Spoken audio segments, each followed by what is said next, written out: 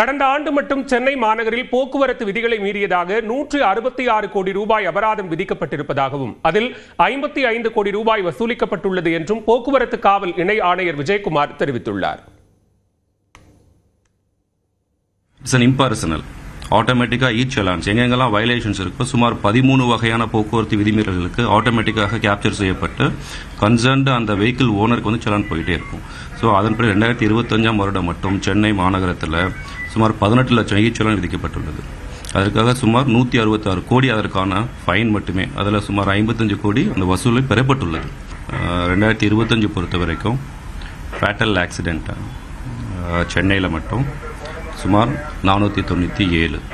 2024 ஆண்டு இதை எண்ணிக்கை வந்து 536.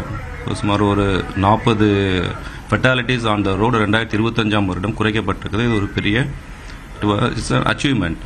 This has happened because of the cooperation of the Chennai வாழ் மக்கள் வந்து போக்குவரத்து விதிகளை மதித்ததால் இந்த சாலைகளின் இறப்பு குறைக்கப்பட்டுள்ளது.